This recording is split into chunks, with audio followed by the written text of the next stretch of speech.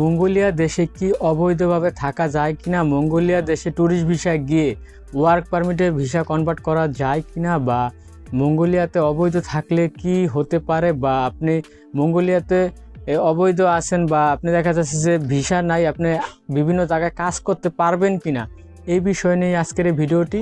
অবশ্যই সম্পূর্ণ ভিডিওটি মনোযোগ সহকারে দেখবেন। আসসালামু আলাইকুম, আমি মোহাম্মদ মেহেদি হাসান। যে যেখান থেকে আমার ভিডিওটি দেখছেন সবাইকে ব্যাপারী মেহেদি অফিসিয়াল চ্যানেলে স্বাগতম।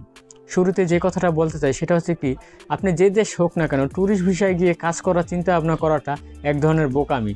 এটা যে দেশ হোক না কেন, কারণ নিজের দেশের রেপুটেশন নষ্ট হয়। তো যাই হোক, যেহেতু মঙ্গোলিয়ার ওয়ার্ক পয়েন্ট ভিসার ব্যবস্থা রয়েছে, সেই ক্ষেত্রে তো অবশ্যই ট্যুরিস্ট ভিসা যাওয়ার কোনো প্রশ্ন আসে না। তবুও কিছু কিছু অসাধু লোক হয়তোবা অনেককে প্রলোভন দেখায় যে 15 দিনে 20 দিনের ভিতরে মঙ্গোলিয়াতে পাঠিয়ে দেবে, তার মানে কি এটা ট্যুরিস্ট ভিসা পাঠানোর পর ওয়ার্ক পারমিটে কনভার্ট হবে ভিসা। ঠিক আছে, তো সেই পথে অবশ্যই যাবেন না, কারণ মঙ্গোলিয়াতে কোনো ট্যুরিস্ট ভিসায় গিয়ে ওয়ার্ক পারমিটে কনভার্ট হয় না। এখন যে বিষয়টা আসে যে অনেকে ওয়ার্ক পারমিটে গেছেন, পরবর্তীতে কোম্পানি থেকে পালিয়ে গেছেন বা অবৈধ হয়ে গেছেন, আপনি কি মঙ্গোলিয়াতে অবৈধ থাকতে পারবেন কিনা?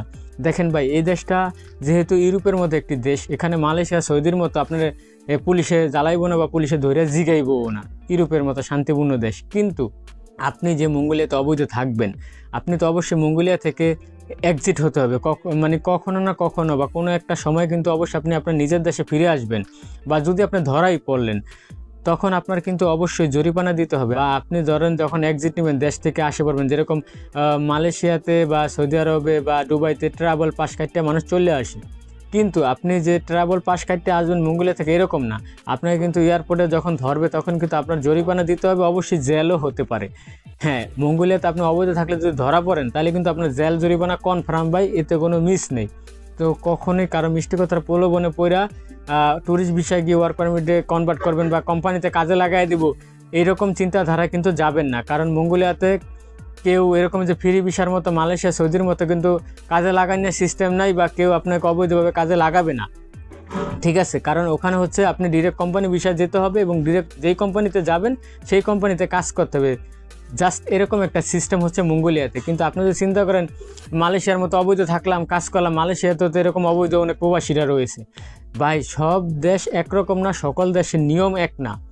অবশ্যই এই বিষয়টা মাথায় রাখবেন। মঙ্গোলিয়াতে অবৈধ থাকা ইম্পসিবল, অবৈধ থাকলে জেল জরিমানা কনফার্ম, আর হচ্ছে মঙ্গোলিয়াতে অবৈধ থাকলে কখনই কাজ করতে পারবেন না। এই বিষয়টা অবশ্যই মাথায় রাখবেন। আর এই বিষয় মাথায় রেখে মঙ্গোলিয়া যাওয়ার চিন্তা ভাবনা করবেন। তার মানে অবশ্যই আপনাকে বৈধ ম্যান পাওয়ার করে ওয়ার্ক পারমিট ভিসাতে মঙ্গোলিয়াতে যেতে হবে। ট্যুরিস্ট টু ওয়ার্ক বা ট্যুরিস্ট ভিসা টু ওয়ার্ক পারমিটে কনভার্ট, এই সিস্টেমে কখনই যাবেন না, তাহলে আপনি প্রতারিত হবেন। এই বিষয়টা অবশ্যই মাথায় রাখবেন। যদি আমার কথাবার্তা আপনাদের উপকার আসে, তাহলে আমার চ্যানেলটা সাবস্ক্রাইব করতে পারেন, কারণ আমি প্রতিনিয়ত অনেক বৈদেশিক তথ্য আপনাদেরকে দিয়ে থাকি। তো মঙ্গোলিয়া কিন্তু অনেকেই মঙ্গোলিয়ার বিষয়ে একটা প্রতারণার জাল ফালাইতে পারে আর কি। প্রতারণার জাল যদি কেউ ফালায়, অবশ্যই আপনি এই জালে প্রতারিত হবেন না, কারণ মিষ্টি কথার কিন্তু অনেক মিথ্যা প্রলোভন থাকে। ঠিক আছে, মিষ্টি কথার ভিতরে এটা সবসময় মাথায় রাখবেন। দুষ্ট লোকের মিষ্ট কথা, এটা সবসময় মাথায় রাখবেন। এই আবারও কথাটা বলে দিলাম।